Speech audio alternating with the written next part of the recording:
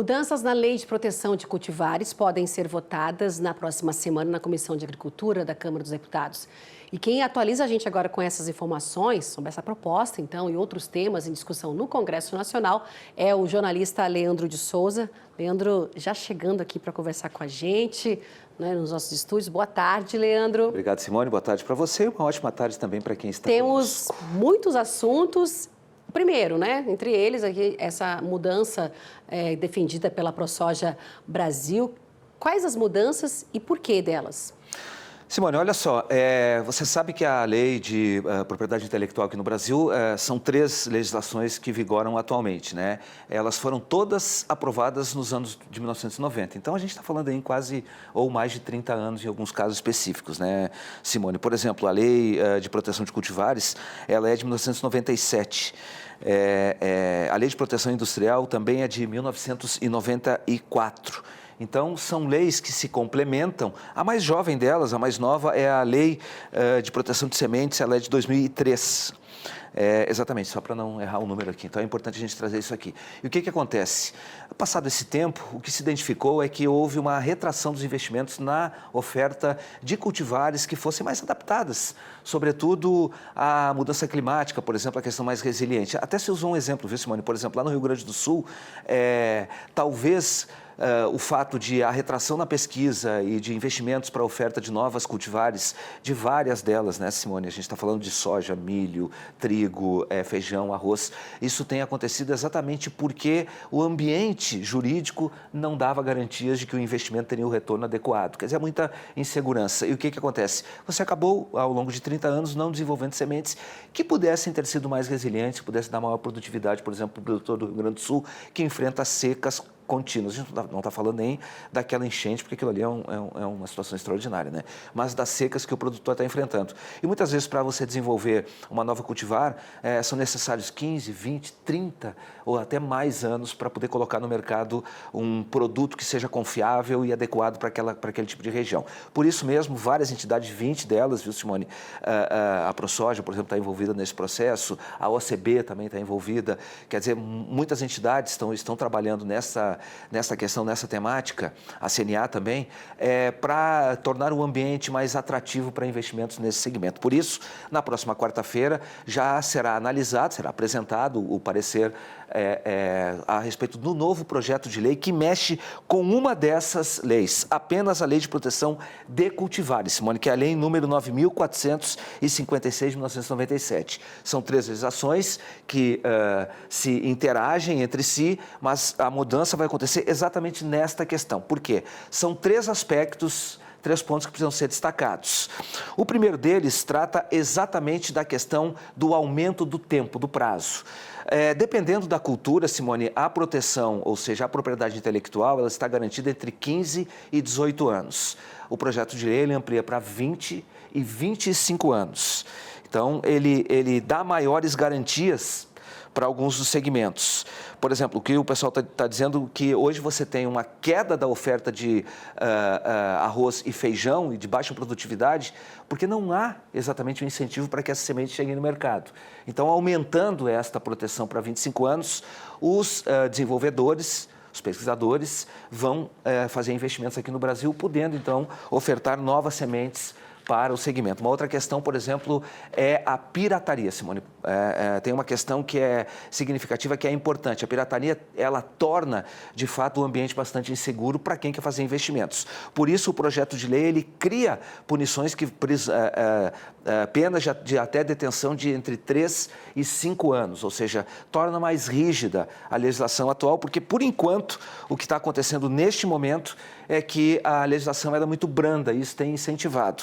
E também tem, Simone, a questão dos chamados das sementes salvas. O que é isso? O produtor ele compra a semente e ele guarda esta semente para a próxima safra.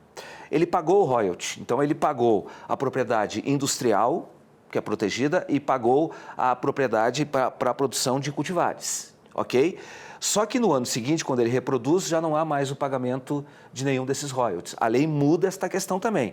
Ela faz com que o produtor consiga armazenar, ele tem que fazer uma declaração, isso já é obrigatório atualmente, ele declara para o Ministério da Agricultura e a semente que ele utiliza na próxima safra, ele vai pagar apenas a propriedade industrial. Porque até agora ele paga... Paga as duas. Paga as duas. Paga as duas. Passaria, então... Ele passaria a pagar numa... Agora, atualmente, quando ele reproduz, ele não paga nenhuma. Nada. Não, porque ele já pagou. Já pagou. Exatamente. Mas agora, com essa mudança... Com a mudança, ele passaria a pagar o royalty apenas pela propriedade industrial. Ela não mexe na lei de propriedade industrial. É importante dizer isso, que é outra lei. Mas a lei de proteção de cultivares, ela inclui esse dispositivo, fazendo com que o produtor, então, pague esse royalty. Na opinião do setor, eu até perguntei o seguinte, mas vem cá, o produtor tem reclamado muito a respeito do custo tecnológico, ou seja, do pacote tecnológico. Crescer, né? Exatamente, que diminui muito a margem do produtor. E o que o pessoal da ProSoja, por exemplo, justificou? Com a abertura do mercado e novos investimentos, você vai ter uma concorrência maior, o que tende a baixar o preço da cultivar que chegar para o produtor. Outra coisa, atualmente, as chamadas sementes crioulas, aquelas que não têm biotecnologia, elas praticamente já não existem mais no mercado. Por quê? Porque elas são de domínio público atualmente e elas acabam se perdendo o interesse para o desenvolvimento dessas sementes. Talvez a partir de agora haja, em razão inclusive da própria proteção, porque é importante dizer isso aqui, Simone, pequenos produtores, comunidades indígenas, comunidades tradicionais não pagam, estão protegidos em relação a essa questão. Então, são essas mudanças que são significativas que a Frente Parlamentar da Agropecuária, que comanda, de fato, essa discussão no Congresso Nacional, com o apoio dessas 20 entidades, eu acho que até vale a pena, Simone, a gente falar algumas delas, por exemplo, a ProSoja Brasil, a Abrapa, a Profir, a FEPLAN, a Única, quer dizer, muitas entidades envolvendo todos os segmentos estão apoiando essa proposta e a questão do custo, então, é justificada por essa questão da maior oferta. Tendo maior oferta, você tende a ter uma maior concorrência também. Esta é a justificativa e a garantia de que produtores que não têm capacidade de investimento estão protegidos em relação ao não pagamento desses royalties. Seguimos acompanhando essa questão, né, Leandro, que vai começar, então, a ser discutida... Quarta-feira na Comissão de Agricultura da Câmara. É um longo... Primeiro passo, é importante a gente dizer, o processo legislativo ele é longo. Então, ele vai ser apresentado o relatório, vai ser discutido o relatório, ela tem que ser aprovada, certamente passar por outras comissões temáticas, ou, caso haja o entendimento, pode ser levado para o plenário da Câmara, passou lá, vai para o Senado, aí tem todo o segmento pelas comissões, é importante a gente dizer isso. Mas também é importante dizer que quando há o entendimento e a vontade política, que é o que a gente sempre diz, os projetos conseguem caminhar com um pouco mais de rapidez no Congresso, viu, Simone? Ainda mais quando eles mexem numa questão econômica tão significativa. Certo, Leandro, vamos para o nosso próximo assunto aqui, PEC da blindagem, tem informações? Isso pode avançar, Leandro? Simone, se já estava ruim, pode ficar ainda pior. Hoje, pela manhã, por exemplo, eu comecei a ouvir um tititi, quer dizer, as pessoas me ligavam me perguntando a respeito, escuta, mas isso só se restringe aos deputados? E aí foi, claro, conversar com juristas, pessoas que são especializadas na legislação, nesse tipo de legislação, ou seja, do que trata desta temática. E a interpretação é a seguinte, Simone, os deputados estaduais... E aí não são só 513 deputados e 81 senadores, ou os presidentes dos partidos, como ficou estendido, também podem ser beneficiados. Veja bem, qual é o problema? No passado, o Supremo Tribunal Federal já interpretou que as assembleias legislativas, a Câmara Distrital, no caso específico aqui do Distrito Federal, elas também têm o mesmo direito que os deputados federais. A lei, aqui, ela fica estabelecendo o seguinte, ó, parágrafo 1º, disposto no artigo 53, aplica-se aos deputados estaduais no que couber.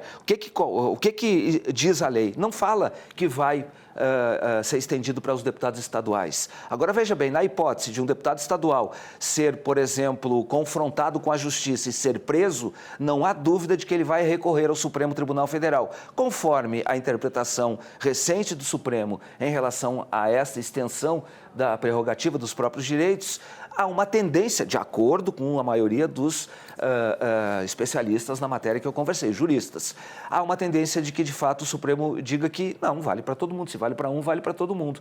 E esta lei, então, seja estendida para todos os parlamentares. Daqui a pouco até vereador... Vereador, 5.000 municípios, Leandro. 5.000 municípios, daqui a pouco até vereador começa a ter direito a esse tipo de prerrogativa. Abre tanto que a gente, na verdade, começa a não ter limites, né, Simone? Quer dizer, é presidente de partido, é senador, é deputado estadual. Né? Só aumenta. Poderia aumentar, né? Pode aumentar porque a lei ainda está em discussão. Por enquanto, é importante dizer que ela passou na Câmara. Sim, ainda tem um outro passo do Senado ainda. No Senado Federal, exatamente, Simone. Seguimos acompanhando essa toada aí, né, Leandro? Que a gente sabe que vai ter muito pano para manga, ainda mais a partir desse assunto podendo estender a outros, né? Esse assunto é sempre importante a gente chamar ele e explicar para quem nos acompanha, porque nós somos um canal segmentado, né, verdade. Simone? Quer dizer, por que a gente fala de uma coisa que não tem nada a ver com o setor agropecuário? Porque isso tem um impacto no andamento da pauta legislativa. Ele pode atrapalhar ou acelerar o processo, por enquanto atrapalhando e muito, viu? E votações importantes também que o agro espera, não é? O Leandro também pode atrapalhar por conta desse movimento todo que fica concentrado num assunto só, não é? Outra coisa que eu queria te perguntar, rapidamente, Semenê, reunião, alguma coisa, alguma novidade do Conselho Monetário Nacional em relação aos produtores? 53 minutos. O Conselho Monetário Nacional trabalha com o sistema financeiro, portanto, todas as resoluções, elas só são publicadas depois das 18 horas. Eu posso dizer para você, às vezes até depois das 19, muito mais tarde que isso. Então, a gente está esperando o comunicado oficial desta reunião. Normalmente não vaza, Simone. O Conselho Monetário Nacional é formado pelo ministro da Fazenda, pelo ministro do Planejamento e pelo presidente do Banco Central. Mas é bom lembrar que os produtores eles estão esperando, né, essa reunião para esclarecer, porque tem esses, os 12 bilhões que vão ser destinados. A medida provisória, ela deixa a cargo do Conselho Monetário Nacional a, digamos assim, regulamentação de como será exatamente como serão os procedimentos. Questão de prazo, questão de juros, questão de garantias, exigências ambientais que podem ser incluídas. E isso tudo está na expectativa pelos produtores, mas, sobretudo, as questões ambientais, elas estão deixando o pessoal bastante apreensivo, viu, Simone? Finalizamos por aqui. Desembarque do União no Brasil. Como é que está essa situação? Depois que a União Brasil decidiu que Que era hoje, né? 24 horas, o presidente Lula se reuniu, a gente está esperando o resultado dessa reunião com o Celso Sabino. Houve a exigência 24 horas para que ele saísse. Está vencendo agora, né, Simone? A decisão, inclusive, foi publicada por volta das 17 horas de ontem, portanto, 24 horas fecharam agora. E a gente está vendo se, de fato, o ministro deixa o governo. Se isso se concretizar, Simone, e o partido consolidar posição exatamente na oposição, essa é boa, né? Mas, enfim, é isso mesmo. Aí, então, de fato, o governo pode ter algumas derrotas mais significativas ali na frente, porque a União Brasil hoje é a maior bancada, 109 deputados. Se você juntar com o PL, a gente viu o resultado aí, mais de 360 votos a favor, por exemplo, da questão da urgência para anistia, né? Verdade, né? Leandro, a gente segue acompanhando esses assuntos que você trouxe aqui para a gente. Obrigada, bom trabalho para você. Eu chamo agora uma